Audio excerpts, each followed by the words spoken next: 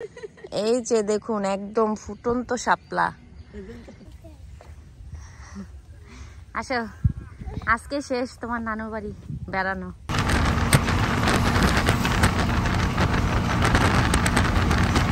আসসালামু আলাইকুম, this is Tazreen and welcome to my another new video.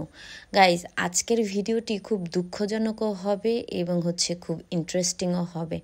আজকে আপনাদের সাথে শেয়ার করব কিভাবে আমি বাপের বাড়ি থেকে শ্বশুর বাড়ি গেলাম, আর শ্বশুর বাড়ি গিয়ে সকাল সকাল ফুটন্ত শাপলা ফুলের দেখা পেলাম, সেটি আপনাদের সাথে শেয়ার করব আজকে। গাইজ, মনটা খুবই খারাপ, কারণ অনেক দিন হয়েছে বাপের বাড়ি বেড়াতে আসছিলাম, প্রায় 12-13 দিন, আর এখন না চাইলেও এখন যেতে হবে শ্বশুর বাড়ি। আর বাপের বাড়ি রেখে কেই বা শ্বশুর বাড়ি যেতে চায়। তো আজকে আমাদের চলে যেতে হবে খুলনার উদ্দেশ্যে। তো আজকে আমার বিক্রমপুরের শেষ ব্লগ হবে আজকে। তো এখন আমরা একটু বাজারে যাচ্ছি কিছু টুকিটাকি কেনাকাটা করার জন্য, তারপরে বাসায় এসে তারপরে খুলনার উদ্দেশ্যে আমরা রওনা দিব। আর আমাদের পরিবারে আমার মেয়ে আর আমার বাচ্চা খুবই অসুস্থ, সবাই ওদের জন্য একটু দোয়া করবেন। গাইজ, খুলনা যাওয়ার আগে টুকিটাকি কেনাকাটা করার জন্য বাজারে যাচ্ছি। হাতে খুব সময় কম ছিল, তাড়াতাড়ি করে বাজারে যাচ্ছি, কোনো মতে বাজারটা সেরে তারপর রেডি হয়ে তারপর আমাদের যেতে হবে। তো আমরা তাড়াতাড়ি যাচ্ছি বাজারে। অনেক বাতাস, এতদিনে যে বৃষ্টি পড়ে রাস্তাঘাটের অবস্থা যা হয়েছে, মাটির রাস্তা এমনিতেই, আর তার মধ্যে বৃষ্টি হয়ে পুরা প্যাক দিয়া প্যাক কাদা দিয়া ভরে গেছে। আর আজকে একটু রোদ উঠছে, যার জন্য একটু শুকাইছে।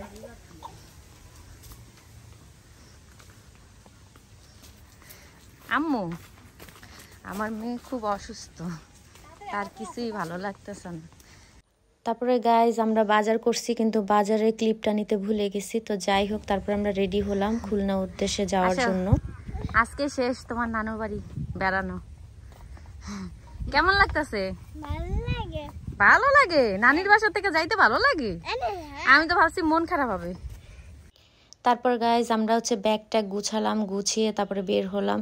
আর আমার এত মন খারাপ হচ্ছিল বলার মতো না, আমার একদমই ভালো লাগছিল না আমার মাকে ছেড়ে চলে যেতে। তো মেয়ে মানুষের আর কি বলেন, বাপের বাড়িও নেই, শ্বশুর বাড়িও নেই। তো আমরা চলে আসলাম কাউন্টারে, কিন্তু কাউন্টারে এসে আমাদের সাথে যা হলো কখনোই সেটার জন্য আমরা অপেক্ষায় ছিলাম না। কাউন্টারে এসেছি, প্রায় 2 ঘন্টা আমাদের বসে থাকতে হয়েছে, কারণ এখানে সিট পাওয়া যাচ্ছিল না, সেই দিন সব সিট বুকিং হয়ে গেছে। তো আমরা সেইখানেও প্রায় 2 ঘন্টা ধরে বসেছিলাম বাসের জন্য অপেক্ষা করতে করতে এত বোরিং ফিল হচ্ছিল বলার মতো না। তারপরে কি করব, কাউন্টারের আশেপাশে একটু গাছ টাছ ছিল, তো সেখানে গিয়ে আমি আর আমার মেয়ে একটু ঘুরলাম, ঘুরে ঘুরে আর কি দেখতেছিলাম যে এখানে কি আছে। তো এইখানে এই গাছটা দেখলাম, কি সুন্দর ফুল ফুটে আসছে, আর আমার মেয়ে তো যেখানে যাবে ওখানে ফুল পাতা ছিঁড়বে, তো সেটা ছিঁড়তেছে। আর এখানে এক একটা বাস আসতেছে যাচ্ছে। তো আমরা ফাইনালি পদ্মা সেতুর উপরে উঠে গেলাম। আর পদ্মা সেতুর উপরে ওঠার পরে এই দৃশ্যটা এত সুন্দর ছিল, ক্যামেরায় বোঝা যাচ্ছে কিনা জানি না, কিন্তু রিয়েলে দেখতে খুবই সুন্দর লাগতেছিল।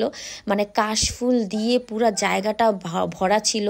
তারপরে নদীটা বিশাল বড় ছিল, দেখতে অনেক ভালো লাগতো। আসসালামু আলাইকুম গাইস, সকাল সকাল ব্লগ করার জন্য চলে আসলাম। কালকে রাতে আমাদের বাসায় আসতে আসতে রাত হয়ে গেছে, প্রায় 9টা-10টা বেজে গেছে, তখন আর শ্যুট করতে পারি নাই। তো এখন সকাল ভোরবেলা, এখন মনে হয় 7টা বাজে। তো 7টার সময় বাইরে বের হলাম, এতদিন বাড়িতে ছিলাম না, অনেক কিছু, অনেক গাছপালা বড় হয়েছে, তো এগুলো ঘুরে ঘুরে দেখতেছি।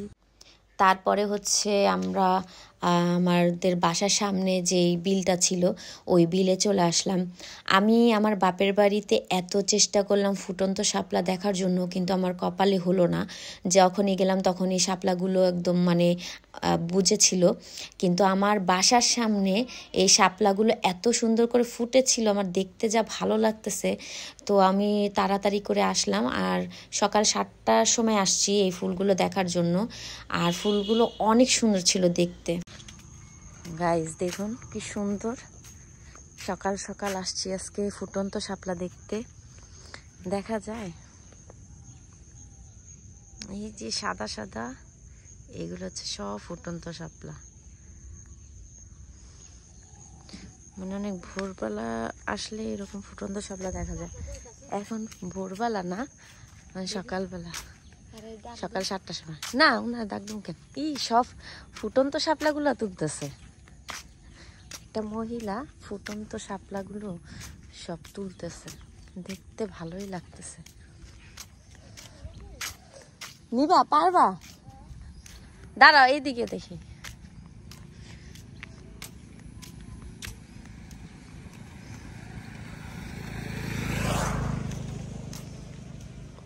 এই যে ভরা ফুটন্ত শাপলা,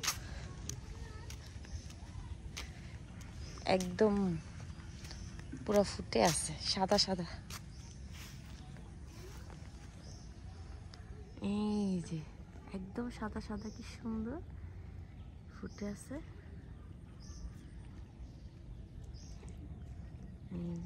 এইখান থেকে বোঝা যায়। এই যে দেখুন একদম ফুটন্ত শাপলা। সকাল সকাল আসছি এই শাপলাগুলা দেখার জন্য, আর এই যে দেখুন অবশেষে সেই ফুটন্ত শাপলা দেখা পেয়ে গেলাম। আর এই যে এই হচ্ছে বিল, বিল না কি কয় এটা, বিল। এতো মানে এখানে ধান চাষ করা হয় আর শীতের সময়, আর এখন হচ্ছে এই যে শাপলা, কি সুন্দর। কতদিন ধরে অপেক্ষা করতেছে এই ফুল দেখমু দেখমু। দেখুন একটা ফুল চাইছি, তাই মা হচ্ছে নিয়ে আসতেছে।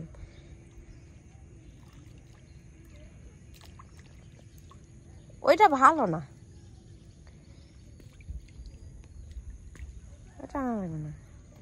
দেখুন গাইজ আমার ঘরের সামনে ফুল, আমার ঘরের সামনে ফুল, আর আমি এই ফুল দেখার জন্য সেই বিক্রমপুর গেছি। আমার বাসার সামনে কি সুন্দর ফুল ফুটে আছে, এখানে আরো আছে। আস্তে আস্তে যেও, আস্তে আস্তে। এই ফুলটা সুন্দর, তুমি যেটা নিতেছো ওই ফুলটা সুন্দর।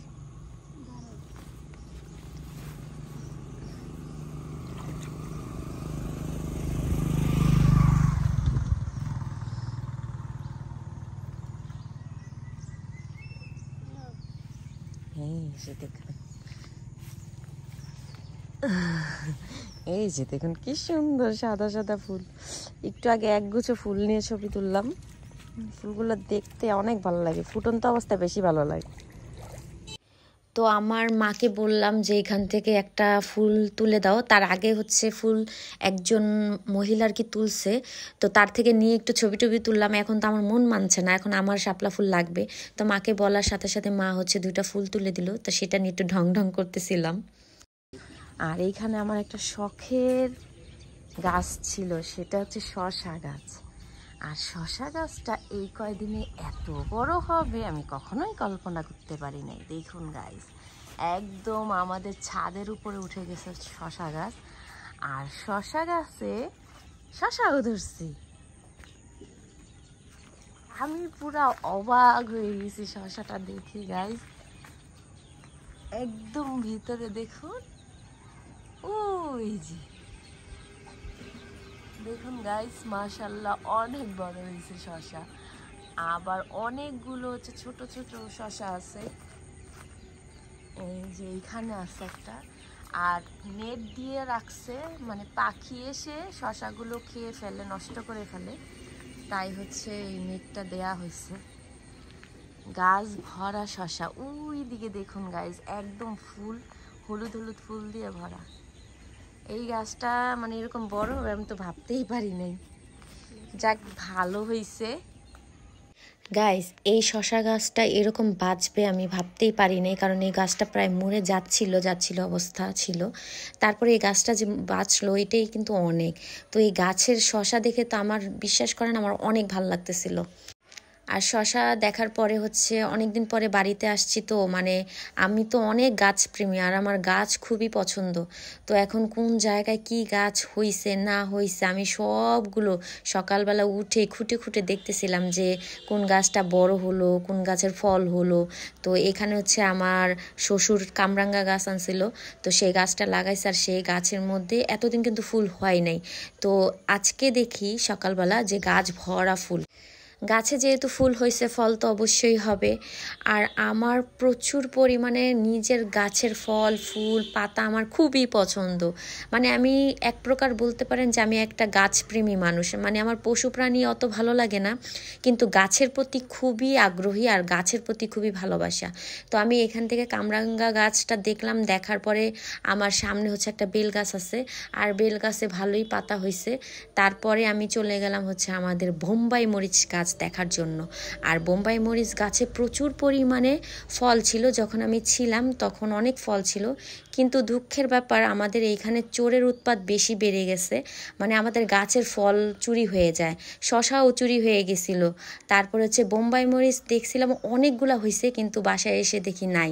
মানে সকাল সকাল আমাদের তো আর দরজা নেই, তো নেট দিয়ে আপাতত করা হয়েছে, তো ওই নেট দিয়ে আর কি চোর এসে আর কি ফল চুরি করে নিয়ে যায়।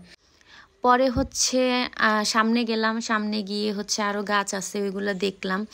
আসলে কোনো কিছু চুরি হলে না মনটা খুবই খারাপ লাগে। আর যদি শখের জিনিস হয়, সেটা তো আপনারা জানেন যে শখের জিনিস চুরি হলে কতটা কষ্ট লাগে। তো চোরে যদি ফলটা নিয়ে যদি খুশি থাকে, থাক, সমস্যা নাই, আমার গাছ আছে, গাছে আবার ফল হবে, সমস্যা কি। তো আজকে ছোট্ট একটি ব্লগ করার চেষ্টা করলাম, কিভাবে কি করলাম সেটা আপনাদের সাথে শেয়ার করলাম। যদি আমার ভিডিও ভালো লাগে তাহলে অবশ্যই প্লিজ আমার চ্যানেলটি সাবস্ক্রাইব করে আমার পাশে থাকবেন। তো আজকে এই পর্যন্তই, ভালো থাকবেন, আল্লাহ হাফেজ।